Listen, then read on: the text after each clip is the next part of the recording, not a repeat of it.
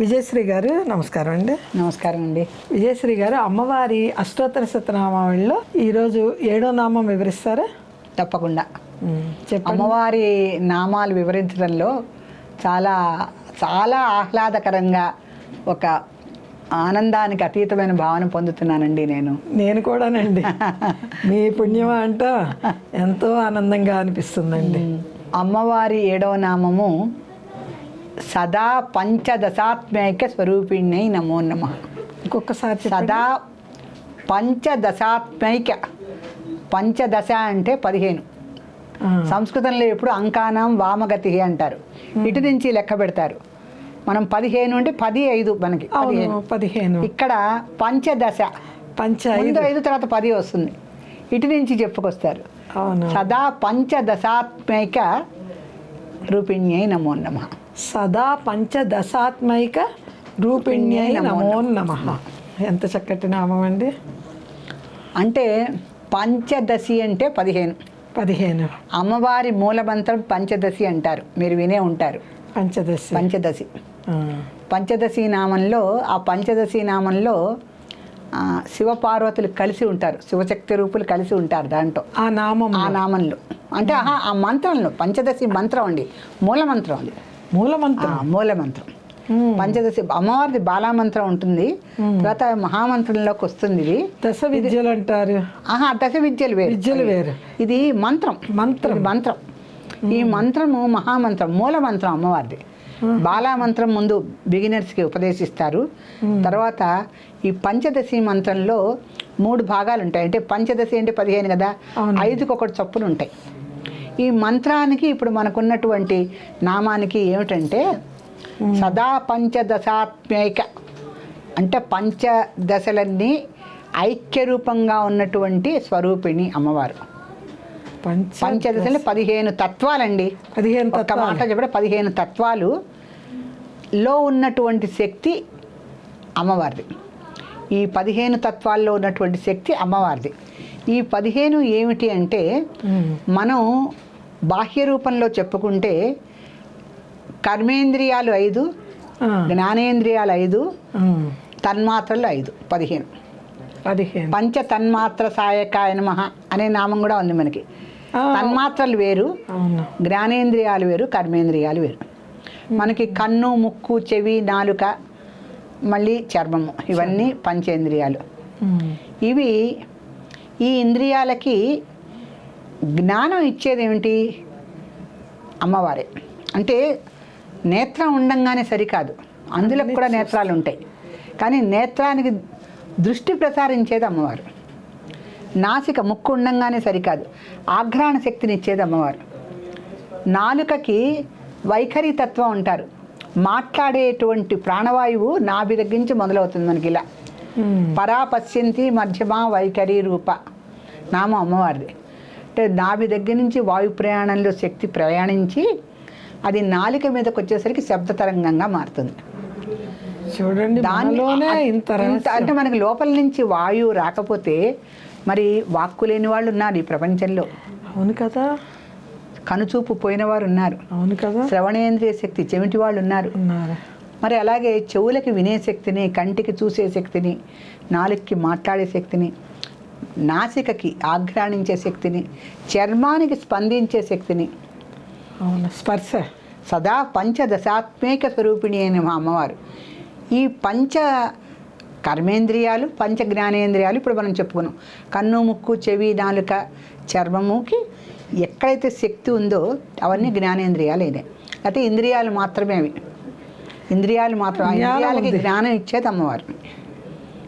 ఈ జ్ఞానంతో పాటు తన్మాత్రను వేటంటున్నాం అంటే ఈ జ్ఞానమే శబ్ద, స్పర్శ, రూప, రస, గంధాదులు.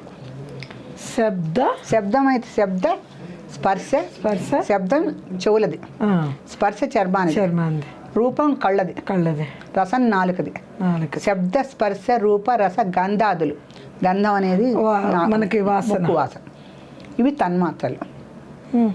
ఈ అంటే పంచ ఇంద్రియాల్లో పంచ కర్మేంద్రియాలు, పంచ జ్ఞానేంద్రియాలు, పంచ తన్మాత్రలు కలిపి 15 అవుతున్నాయి. ఈ 15 తత్వాలు. ఈ 15 తత్వాలలో కూడా అమ్మవారి శక్తి ఉంది.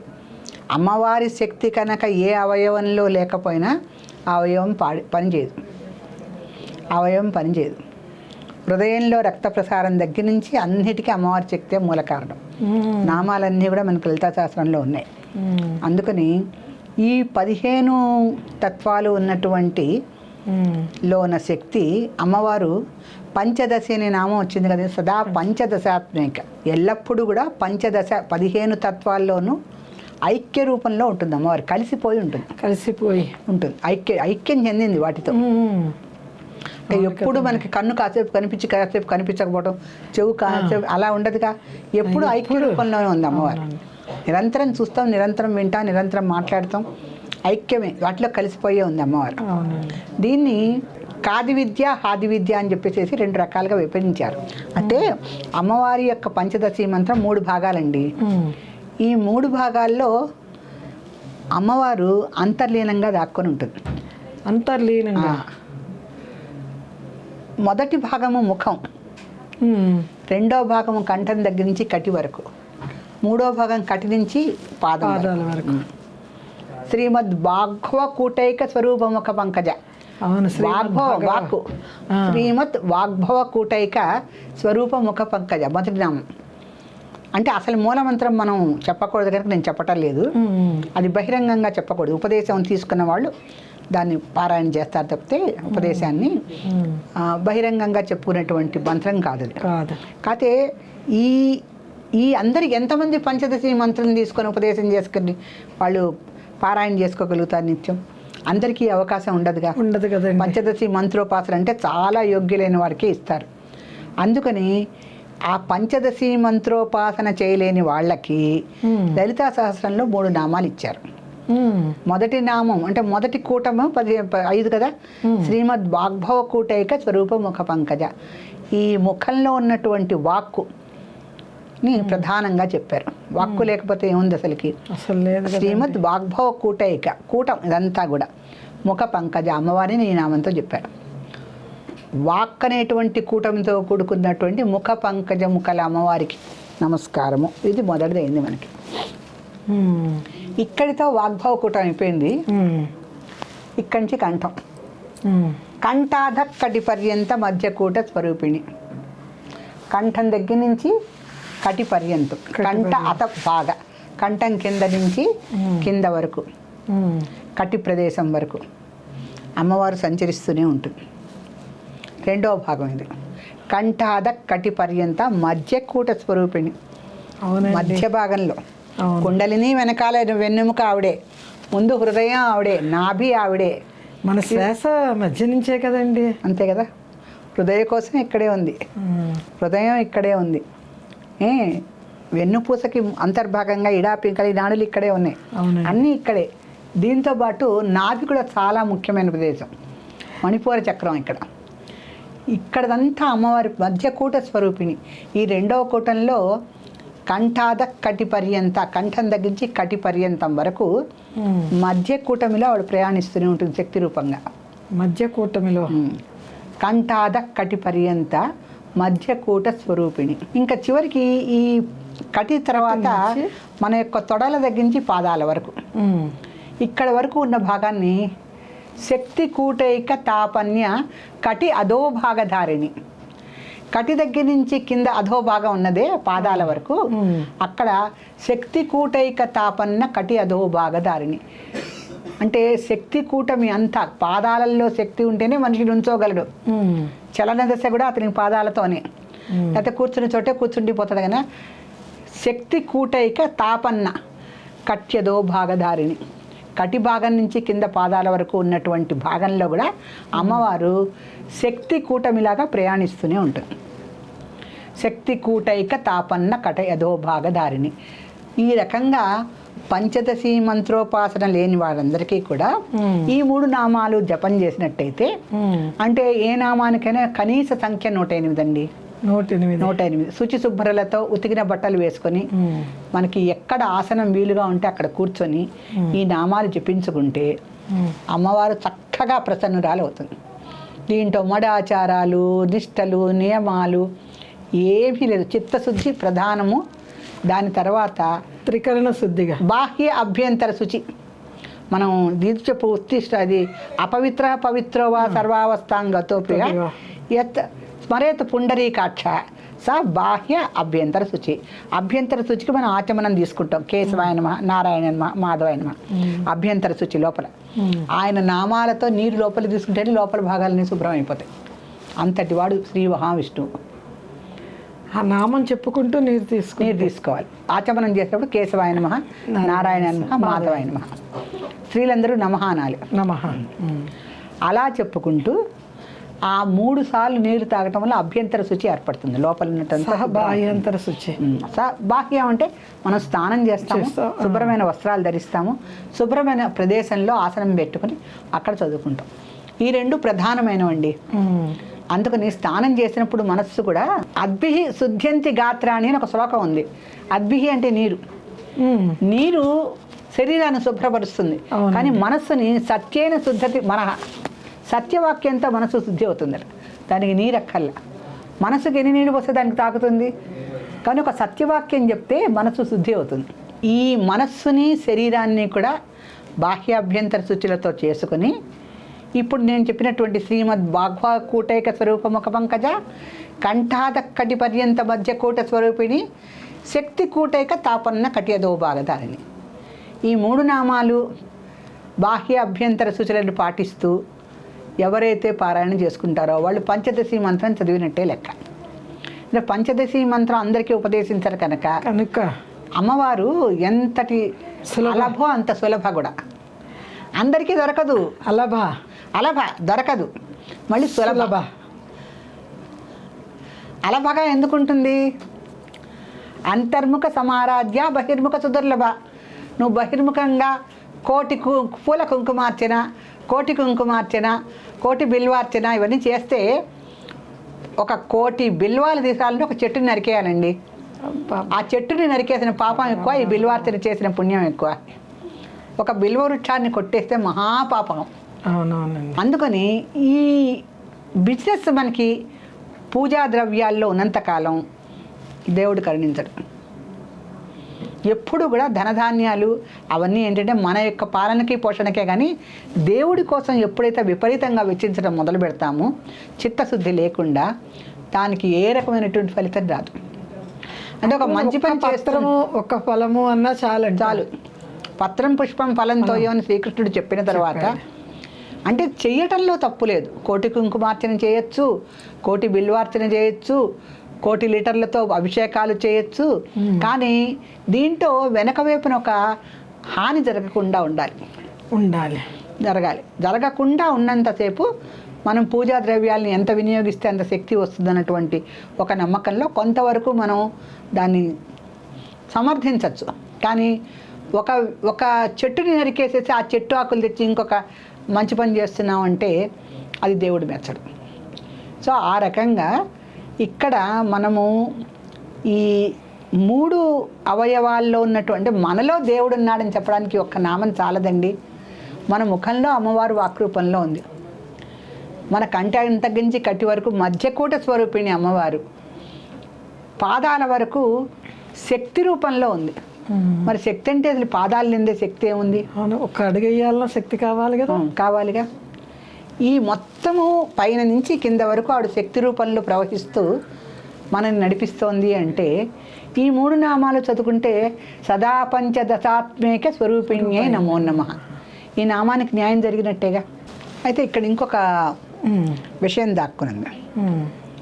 అమ్మవారి శక్తి అంతా ఈ సదా పంచదశాత్మైక్య స్వరూపిణ్యై నమో నమః అని నామం కదా.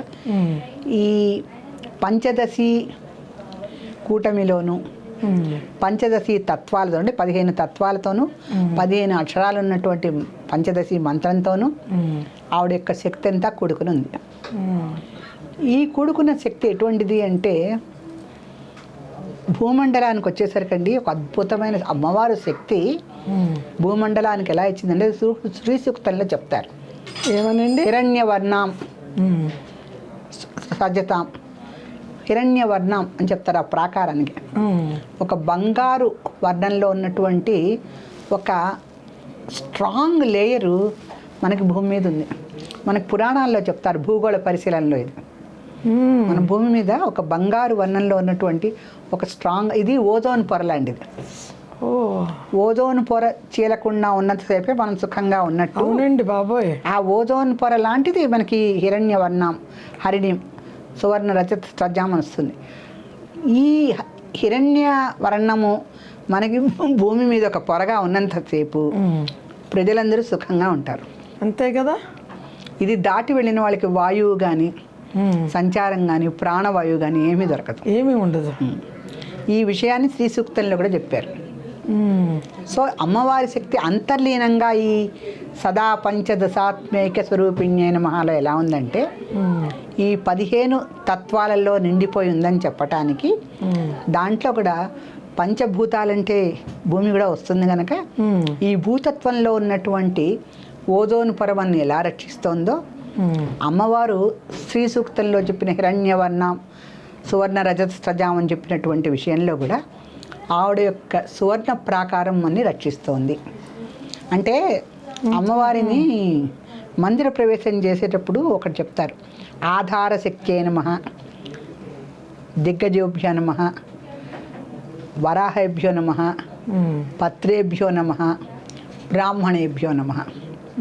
ఇవి చెప్పాక చతుర్ద్వారకం సువర్ణ మంటపం, చతుర్ద్వారాలు ఉంటాయి, ఉత్తర దక్షిణాలు తూర్పు పడమరలు. చతుర్ద్వారకం సువర్ణ మంటపం పూజయేత్ అంటారు. సువర్ణ మంటపంలో 4 ద్వారాలతో అమ్మవారు మధ్యస్థానంలో కూర్చొని ఉంటుంది. అక్కడెక్కడ ఉంటుంది మళ్ళీ తన్మధ్యే క్షీరసాగరాయ నమః, అక్కడ క్షీరసాగరం ఉంటుంది.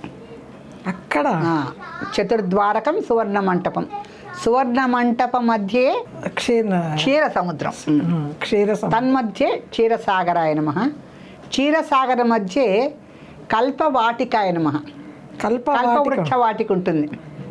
అసలు ఆ దృశ్యం అమ్మవారి యొక్క నివాస స్థానం చెప్పుకుంటే పరవశం వచ్చేస్తుంది మనకి. 4 ద్వారాలతో సువర్ణ మంటపం మధ్యలో పాల సముద్రం, క్షీర సముద్రం మధ్యే కల్పవృక్ష వాటికాయ నమః, కల్పవృక్షం. ఇంకా మధ్యలో ఒకటి ఉందండి, అమ్మవారి యొక్క సువర్ణ మంటపం మధ్యలో క్షీరసాగర మధ్యే రత్న ద్వీపాయ నమః, రత్నం అనే ద్వీపం ఉంది. రత్నం చుట్టూతా పాల సముద్రం మధ్యలో మంచి రత్నాలతో ఒక భవనం, ద్వీపం. చూడండి ఆ సుందర దృశ్యంలో అమ్మవారు కూర్చుని ఉంటుంది. అటువంటి అద్భుతంగా ఉందండి. క్షీరసాగర మధ్యే రత్న ద్వీపాయ నమః, తన్మధ్యే కల్పవృక్ష వాటికాయ నమః, దాని మధ్యలో కల్పవృక్షం ఉంటుంది, వాటిక పెద్ద కల్పవృక్షాల వనం. తన్మధ్యే రత్న సింహాసనాయ నమః, మళ్ళీ దాని మధ్యలో రత్నసింహాసనం ఉంటుంది. రత్నసింహాసనో పరిస్థిత శ్రీచక్ర బిందు స్థిత శ్రీ లలితాదేవ్యై నమో నమః. ఇంతటి అద్భుతమైన అంతర్లీనమైనటువంటి శక్తి ఈ నామంలో దాగి ఉంది. అంటే సదా పంచదశాత్మేక స్వరూపిణ్యై నమః అంటే ఇన్ని రకాల శక్తులు ఉన్నాయి దాంట్లో అంతర్లీనంగా దాగింది. ఓజోన్ పొర ఉంది, క్షీరసాగరం ఉంది, ఆవిడ యొక్క నివాస స్థానాలు ఉన్నాయి, మూల స్థానాలు ఉన్నాయి. దిగ్గజేభ్యో నమః, వరాహేభ్యో నమః, పత్రేభ్యో నమః, ఇవన్నీ మూల స్థానాలు.